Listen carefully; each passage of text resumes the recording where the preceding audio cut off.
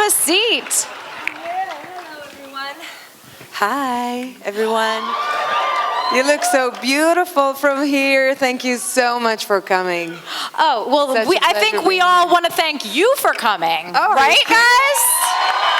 Yeah. Thank you. And honestly, for me, it's a great opportunity to meet you in person and to feel, you know, all the appreciation that you have for Wonder Woman and for myself. And I'm very, very humbled and honored to be here. So thank you so much for having me. Puerto Rico. Thank you. Well, I think I speak for everyone that your portrayal of Wonder Woman is amazing. The new trailer, oh my gosh, it looks insane. Right? Right, guys? And I'm absolutely, I cannot wait to see that movie, and I cannot wait to see what you bring to the role. And Thank you. That's what we're going to talk about today. Now, you recently, just to go back a little bit, you just attended a UN ceremony where Wonder Woman was actually made an honorary ambassador for girls and women empowerment. How amazing is that? Yeah. I mean, talk us through that. What was that like?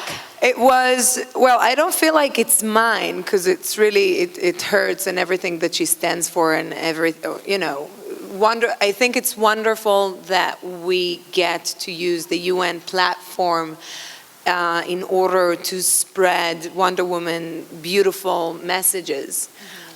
Which is, you know, women empowerment, of course, and compassion, and love, and justice, and so many big and beautiful values to share with not only girls, but with boys as well, and men, and women, and everyone. It's such a powerful platform. And was that the first time you met Linda Carter? Yes. Okay. I was like this. I got into a green room, and then I was super cool, la la la, and then I saw Linda, and I was like, oh my God, my knees couldn't carry me anymore.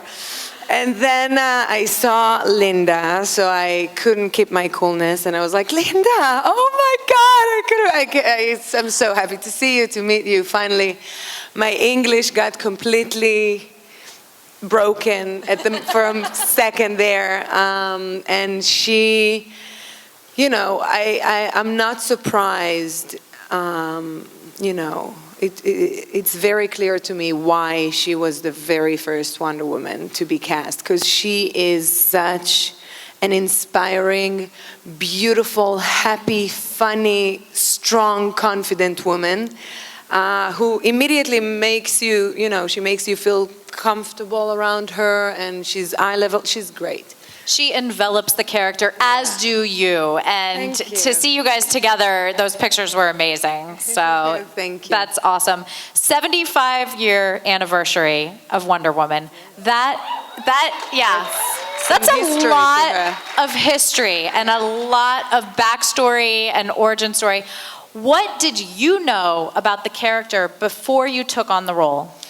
Honestly, not too much. I was, you know, Wonder Woman is a household name, even in Israel. I knew of her, but I was never exposed to the TV show. I was too young when it came out, and we didn't have the cartoons version, but I knew who Wonder Woman was, and I knew what she symbolized. And after they cast me for the role, obviously I started to dig in and do my research, and it blew my mind. She blew my mind. And I love this character so much. It shows. It shows. And now, you guys, we kind of have a surprise guest for the panel. If you want, give it up for Cyborg himself, Ray Fisher!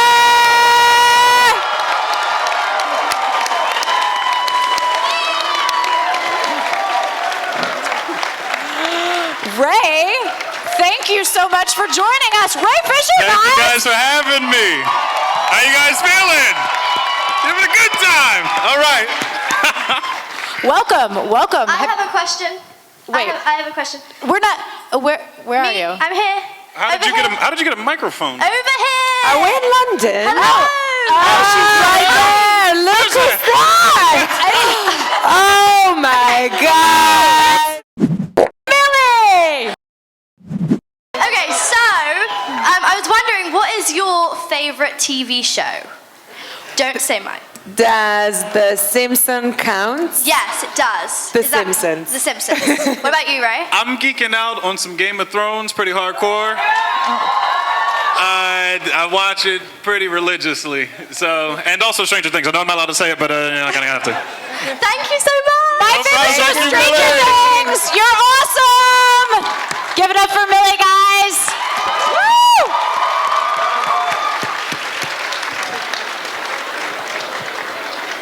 And she's off. All right, Ray, I have a question for you. What did you know about Cyborg Victor before you were cast? Well, I actually grew up watching a lot of these cartoons, a lot of the animated series. Batman, the animated series, Justice League, all the stuff that would come on Cartoon Network. And my first encounter with Cyborg was actually the Teen Titans cartoon, the original one back in the... Yeah!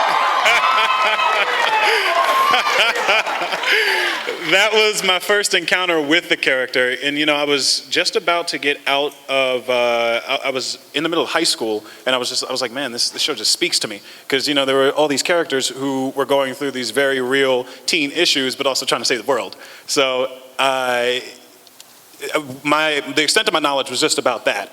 Once I was cast, though, they send you a whole library of stuff about the character. So then I ended up being able to fall in love with the comic book version of him, which, a lot of people know it can be very different than that particular interpretation. So I feel like right now I feel like I know him like the back of my hand, but there's always somebody that knows a little bit more than me about these kind of things. So, yeah.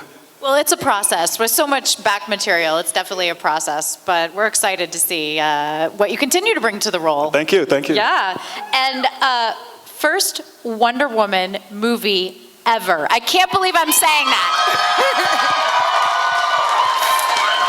Just take a minute. First Wonder Woman movie ever.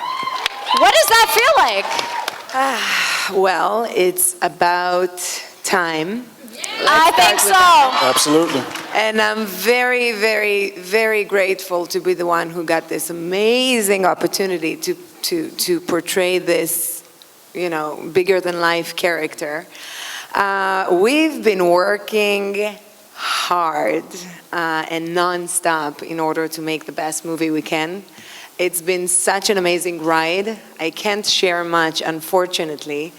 But I can only say that I feel like this is one of the most special projects I've ever worked on. And I can't wait to share it with you. We can't wait to see it. After that trailer, it's probably top 5 movies I'm excited for. It looks amazing. So let's take it to something you can talk about. What was it like when you first put on the costume? Tight. Very, very, very tight. The very, very first time I tried the costume on was 3 days after I got cast. And I got into this, they flew me to Michigan, and I got into this huge hangar, huge, with tons of white walls covered with posters as me as Wonder Woman. So it was surreal. I just got into the room and I couldn't stop looking at the posters. And then when they wanted me to try on the costume, because I was so excited that they cast me for the role, I didn't say anything. I couldn't breathe, but I was like, that's okay. That's okay. That's fine. It was really, really tight, and we adjusted it. And I love the costume.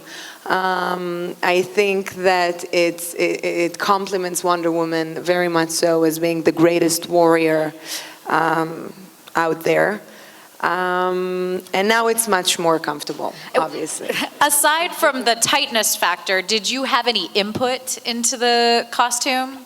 Yeah, pretty. Not so much, when it comes to the looks of it, but when for on the practical side, yes, with the boots and with yeah, definitely. That's good.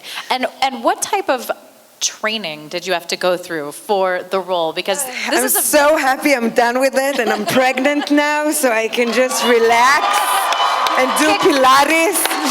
Congratulations. By the way, I started being pregnant when we were still shooting Justice League. And I shot, most of you, I don't know if you know actually, but I shot Wonder Woman and Justice League back to back. So basically the day I finished, I wrapped on Wonder Woman. The day after, on the evening, we went to a wrap party, and on the day after, 6 a.m., I was again on set working with these crazy people. And, and everything went well, and, after some weeks, I got pregnant, and when I get pregnant, I have migraines, and I feel sick, like many other women. And I'm surrounded with guys, right? So they didn't get anything. And we were shooting green screens like all the time, right? And I started to get this heavy migraines from the green screen, and then I had to vomit. It was so awful. So I started to come to work wearing sunglasses. And it's kind of weird. And then I started to get those weird notes and comments from the guys. Oh, so now you're going gangster on us, huh? Now we're going Hollywood. And so anyway, to your question, that was an unnecessary information. Well, to be fair, it's nice to share.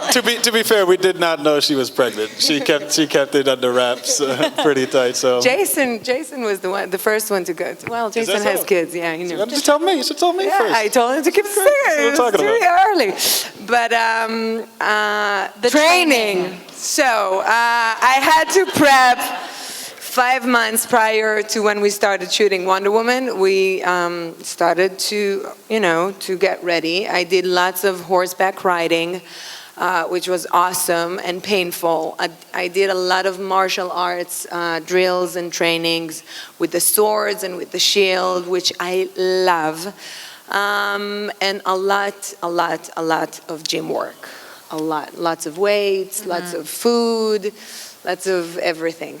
Well, it shows. You look amazing. Thank you so Again, I keep much. saying it, but it's true. It's true. So, Ray, we touched a little bit from Gull's experience, but what was shooting Justice League? What was that like? Paint us a picture, please. Imagine, if you would, imagine a world in which someone told you could eat candy professionally. Like you could just go into work and just have all the greatest things in the world. You were walking around with a bag of chips. Exactly.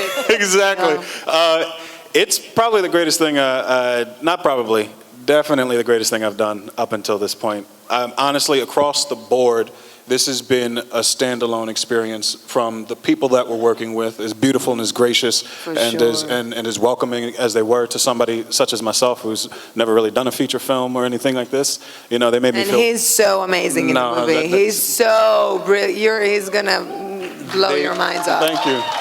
Thank you. I can't wait.